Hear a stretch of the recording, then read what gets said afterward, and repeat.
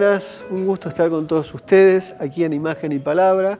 Imagen y Palabra es este programa en el cual, como lo vengo diciendo, presentamos la película, la proyectamos y luego tenemos casi siempre el honor de poder hablar con los directores, con aquellos que han concebido aquello que ustedes acabarán de ver. Cuando uno recorre un poco y trata de reconstruir la frágil pero ostensible historia del llamado nuevo cine cordobés, que prefiero, como lo he dicho una y otra vez, denominar el cine cordobés contemporáneo, hay unas 2 o 3 películas que de mi punto de vista al menos me parecen fundamentales. Criada es una de ellas. En el 2009, la película de Matías Herrera Córdoba, ópera prima, entra al Festival Internacional de Cine de Buenos Aires, más conocido como Bafisi, en la competencia argentina. Ese es el momento clave. Después será el momento de Yatasto y las famosas 3 películas más, entre comillas, industriales, que fue El invierno de los raros, Hipólito y con la que arrancamos este ciclo de Caravana. Pero no tengo dudas que esta película es una película importante porque en cierta medida pone el estándar que cierto cine cordobés que se hizo en este tiempo empieza a tener, que es una extraña conciencia de clase. Es raro esto, las primeras películas cordobesas aparece esta impronta, luego habrá una deriva, muchos directores se desvían un poco de esta intuición original y se empiezan o se proponen filmar más o filman mucho más las relaciones que tienen que ver con sus propias generaciones, es decir, los pibes jóvenes que hacen películas sobre pibes jóvenes, sobre el universo referencial de esos pibes jóvenes. El gesto inicial de Criada, y para mí es un gesto que hay que retomar, es filmar algo que no tiene nada que ver con el mundo directo de su generación por parte del realizador Matías Herrera Córdoba, sí el universo familiar, porque esta es una familia costosa, se filma las prácticas familiares y se filma dentro del universo de esas prácticas familiares, afectivas, económicas, de propiedad, la presencia de una mujer llamada Hortensia que a lo largo de prácticamente toda su vida trabajó en la familia. Es la sirvienta, es la persona que limpia, que ordena el orden doméstico, valga la redundancia. Y a Matías Herrera se le ocurre filmar se le ocurre filmar el lugar de esa mujer, asumiendo quién es esa mujer y quién es él respecto de la mujer. Había una película precedente latinoamericana que era absolutamente importante al respecto, que es Santiago, de João Moreira Salles, una película fundamental dentro del cine latinoamericano, donde en este caso Salles filmaba a su mayordomo. Aquí Matías Herrera Córdoba filma a la sirvienta, si se quiere, a la persona que está encargada del mantenimiento cotidiano de la casa de un familiar cercano del propio Matías Herrera Córdoba en una casa de campo. Estos son los elementos simbólicos que la película se predispone a presentar. Y el trabajo es absolutamente genial porque hay una cierta distancia constante, el film muestra esa cotidianidad, no le impone mucho a los personajes en su interacción, en el propio registro surge o aparecen estas tensiones y lo que vemos es literalmente una suerte de historia universal de la infamia, porque verdaderamente acá hay una persona que ha vivido en una situación infame. Más allá de las voluntades de los familiares personales, sino que es un orden de la sociedad que se reproduce en una situación doméstica. Y esto es lo que la película va a mostrar. Lo hace sin juzgar a nadie, lo hace ni siquiera teniendo compasión respecto de la persona explotada, si se quiere pensar en estos términos, pero sí se predispone y se dispone a registrar esa tensión, esa simetría, esa forma secreta y naturalizada de la injusticia. De esto va Criada.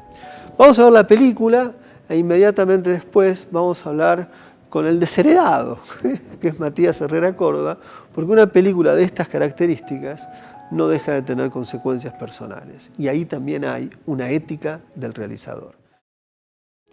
Bueno, aquí estamos con Matías Herrera Córdoba, el cineasta que tuvo la valentía de hacer una película de esta naturaleza. En principio, bueno, muchas gracias por estar acá.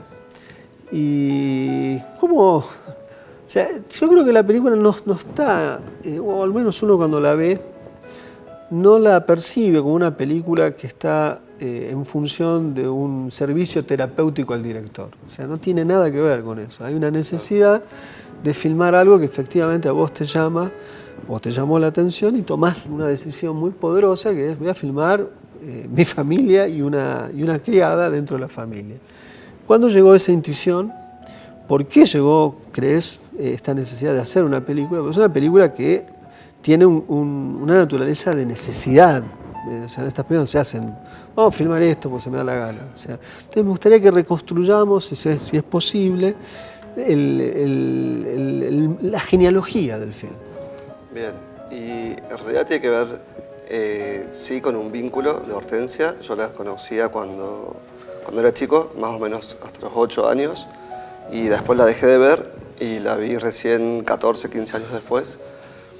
Y cuando me reencontré con ella, fue en la misma finca donde yo no había vuelto, y noté algo, no me preguntes qué. Fue como, me acuerdo que teníamos una camarita, una handy, y en un momento la cámara panea y sale ella, y cuando veo ese material me empiezo a preguntar qué es de la vida de Hortensia, sin ni idea de hacer una película, ¿no? Vuelvo, y cuando llego de sorpresa a la casa, los que habrán visto la película, una casa bastante grande, llego a dormir y me dice Hortensia, me saluda, me recibe y me dice, ¿y a dónde vas a parar? Entonces le digo, en alguna de las habitaciones. Dice, no, pero yo no tengo la llave. Y ahí fue lo primero, como, ¿cómo no tenés la llave? O sea, hace más de 40 años que vive en el lugar y no tiene la llave de las habitaciones. Bueno, terminé durmiendo ahí en el costado del living. Ahí descubro que en el mismo living le habían puesto una cama. Y creo que desde ese momento comenzó esto que vos decís, como la necesidad de hablar del otro, ¿no? Que no tiene que ver con algo propio. De hecho, intenté en la película salirme de ese lugar, que cuando fue la búsqueda de financiamiento para poder hacerla era el lugar que más interesaba, porque casi que es el lugar del Chimento. Entonces yo necesitaba salir para que la protagonista sea Hortensia y sí dejar en claro que ahí creo que en la película, creo que nadie podría haber accedido a una comida entre ellos, sí, claro, si no era de la familia, pero necesitaba que eso sea como un escalón más abajo que lo que es Hortensia, ¿no? Que era lo que queríamos contar, que era la parte de la vida de ella. Hay una cosa que la película va haciendo, no se olvida que es un documental, da la impresión que tiene, de hecho para mí no lo es en un sentido estricto, ¿no? Uno tiene la impresión de que está espiando una práctica cotidiana, una vida doméstica, y que esta vida doméstica refleja una vida política. ¿Cómo se consigue? Digamos, uno ve la película y tiene un orden de continuidad, hay una suerte de ritmo, pero es bastante difícil encontrar la unidad de esa película, ¿no? Sí, yo creo que parte de la base de no creer en el documental y no creer en la ficción y creer en el cine, y en ese sentido creo que todo es una construcción.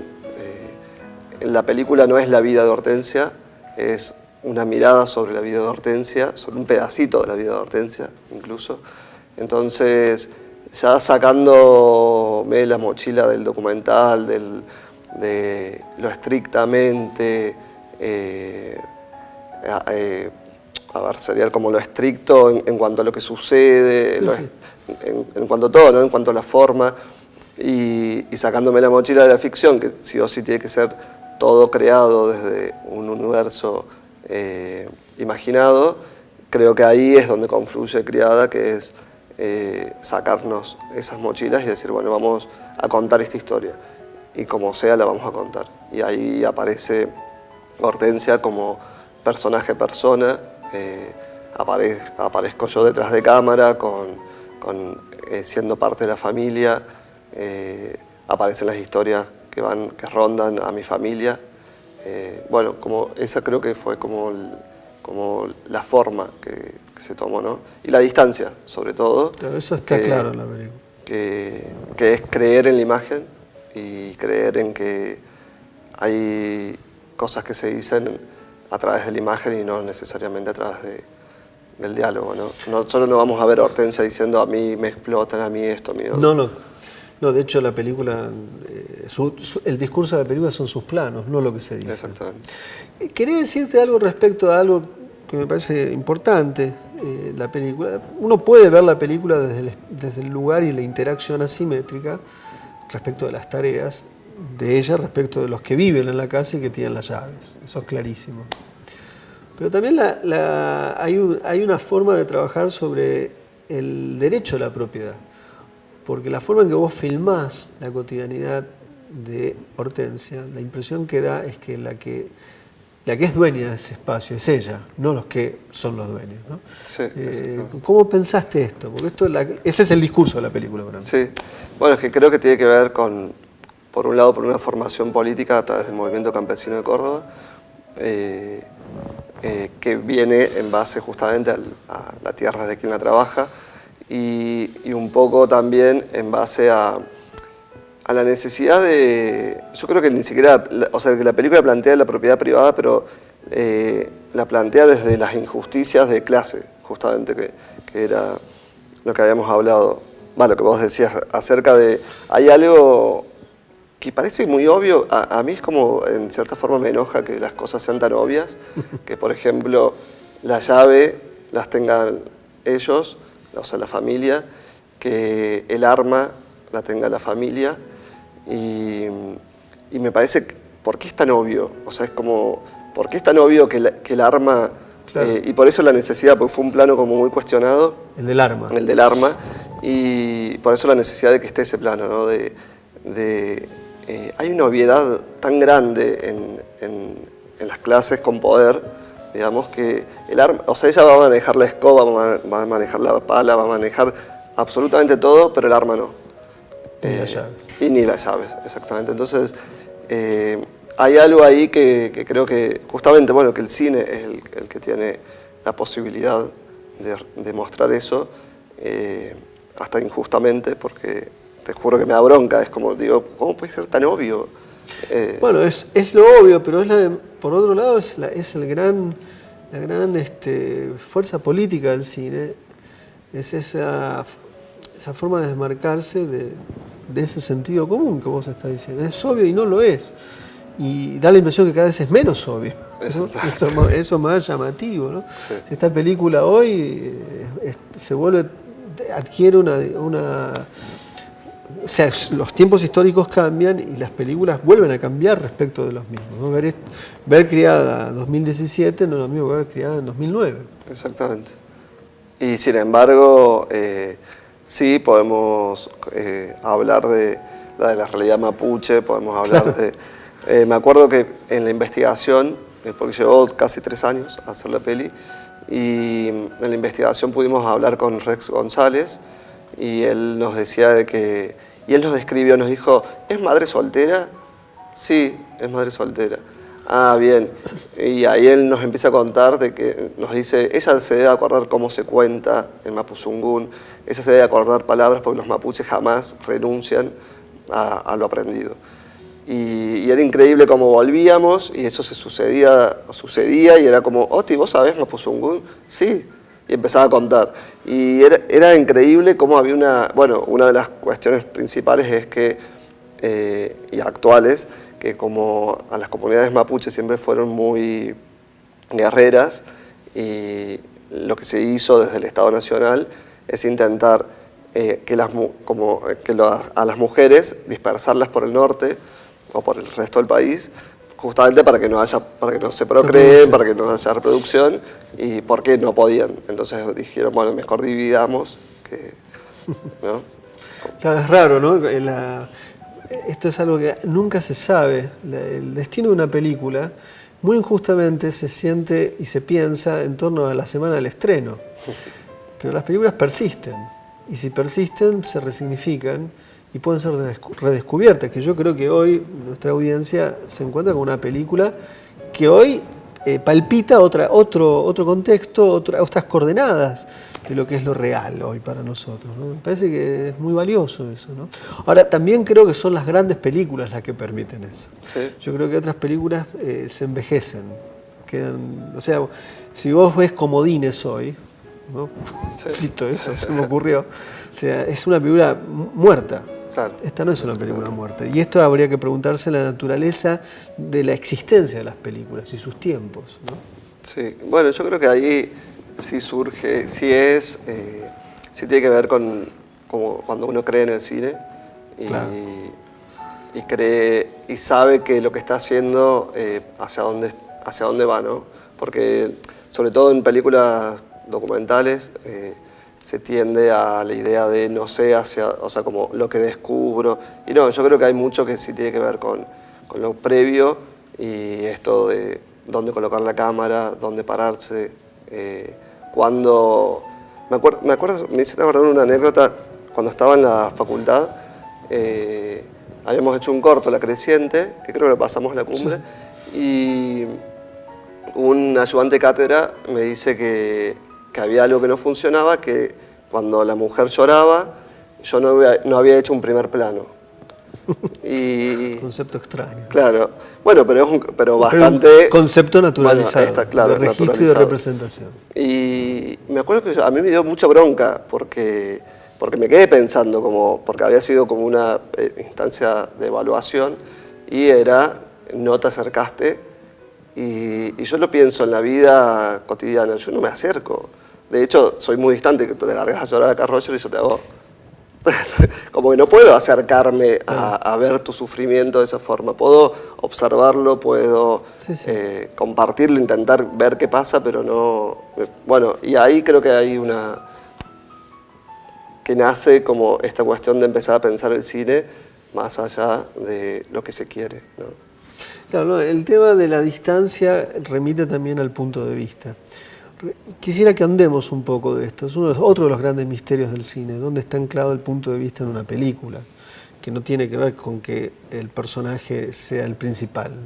No necesariamente coincide el personaje principal con el punto de vista.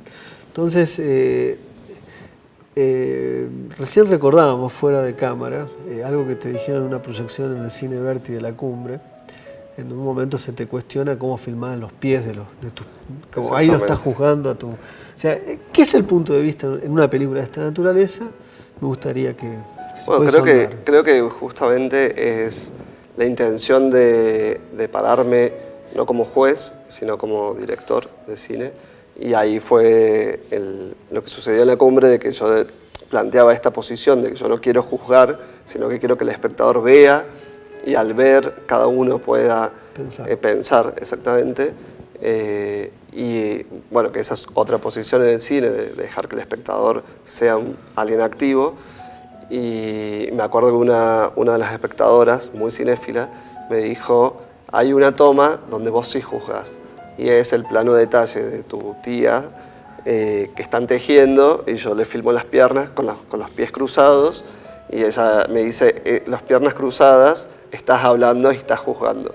Y me acuerdo que pensé, sí, o sea, como, es cierto que...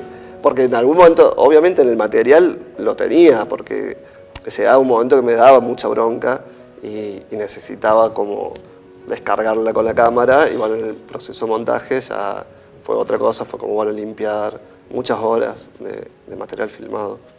Claro, pero acá es muy importante entender, porque lo que estamos diciendo, el ejemplo del llanto, de que uno para, entre comillas, comprender la intimidad del llanto hay que hacer un primer plano, bueno, eso implica un punto de vista. Exactamente. Si hay una distancia, implica otro punto de vista respecto a la realidad emocional y las formas de aproximación de la misma, ¿no? Que yo creo que en tu película esto cumple una función clave, constante. Te quería preguntar, ¿cómo inscribís algo que el otro día yo les pregunté a Torres y a vos cuando hablábamos de tu película La Fuga, Fuga de Mujeres, El Buen Pastor, te quería preguntar respecto de, digamos, es una película en cierta medida muy singular, pero que remite a otras formas del cine. O sea, ¿qué tenías en mente? Yo me acuerdo que dije, este chico está diciendo una barbaridad. Me acuerdo en el Bafisi decía, no, porque esto remite a Béla Tarr. Yo decía, no tiene nada que ver con Béla Tarr. Yo me acuerdo que pensaba, ¿qué estás diciendo? Pero está bien que te encante Béla Tarr, ¿no? Pero hoy, ¿cómo ves esa película? ¿Inscripta en qué tradición del cine argentino? ¿O más allá del cine argentino? ¿O quizás es una película de Béla Tarr? No, creo que a ver, no, lo de Béla Tarr creo que es más una referencia. Creo que para mí es el mejor director del mundo. Así, exactamente. Creo que no es un director de cine, creo que es un artista, que hay una diferencia. Y en ese sentido, Criada la inscribo. No, es que me cuesta inscribir algo propio. Es como, creo que eso lo dejo para los otros. Claro, para que los otros. No, pero entendés lo que te quiero decir. Es una película que uno la ve y dice, esto es una película. O sea, así como vos decís, Béla Tarr es más que un cineasta, es un artista. Yo veo Criada, bueno, esto no es meramente una película, alguien hizo una película. O sea, acá es cine. O sea, eso es lo que uno dice cuando ve una película como la tuya. Bueno, es que creo que en ese caso me inscribo en la carrera de intentar ser un artista y no ser un director de cine. Como Lisandro Alonso, por ejemplo, que me parece que es un artista. Y creo que había, por ejemplo, mucha influencia también en observarlo a él, cuál era el punto de vista en sus películas. Me interesaba mucho. Claro, uno puede encontrar acá, digamos, políticamente es una película más potente que La Libertad. Sí, exactamente. Que sería lo más cercano a Alonso, ¿no? O sea, Alonso firma y también yo comparto con vos lo que decís. Creo que Lisandro tiene esto. Pero, digamos, ese es un poco el diálogo que uno... Me parece que las películas no son circunstancias aisladas, entran en una gran conversación del cine. Hay una cosa muy linda que decía Ignacio Agüero, el director chileno, que hablando un poco de lo que estamos hablando, que el cine era como un océano gigante donde uno entra, sale y filma algo, ¿no? Sí. Entonces es ese océano donde uno entra y yo te veo, digamos, un cineasta, no veo, hice una peliculita. Y sí me inscribo, creo, en los directores que asumimos que somos políticos, ¿no? Como Mariana Ruti, por ejemplo, argentinos. Como que no me paro en el lado de no sé lo que hago o simplemente lo hago. No. Hay una idea política del cine. Exactamente. O sea, la puesta en escena es una... Y de la vida, de ¿no? La vida, por como... bueno, por eso tengo tantas contradicciones con La Cordillera, con La Patota, donde me cuesta mucho no saber dónde está parado el director. O sea, ¿cuál es el punto de vista? Exactamente. De lo que estamos hablando. Es un punto de vista más disperso, no se sabe cuál es. Mariana Ruti es la directora de Trelew. Recientemente se hizo la película El Padre, que la recomiendo, ha sido casi no vista. Bueno, te quiero agradecer enormemente tu presencia. Quizás te volvamos a tener con alguna de tus películas, ya lo veremos. Quiero agradecerte y decirle a la gente que nos ve que todas las películas que hemos pasado, las hemos pasado gracias a la gentileza y generosidad que tienen los cineastas que nos visitan, en este caso Herrera Córdoba, que sigue siendo parte del Calefón, que es una de las productoras más importantes que tiene esta ciudad y la provincia, y que hemos podido ver Criada gracias a ese gesto. Si no, no hubiéramos podido ver Criada. Algún día, cuando yo sea millonario, cuando sea grande, voy a poder cuando sea pagarte. Industria, como... Sí, cuando yo sea... En fin, muchísimas gracias y muchísimas gracias a todos ustedes. Nos vemos próximamente aquí en Imagen y Palabra, con más películas, con más protagonistas, con más cine, con más política.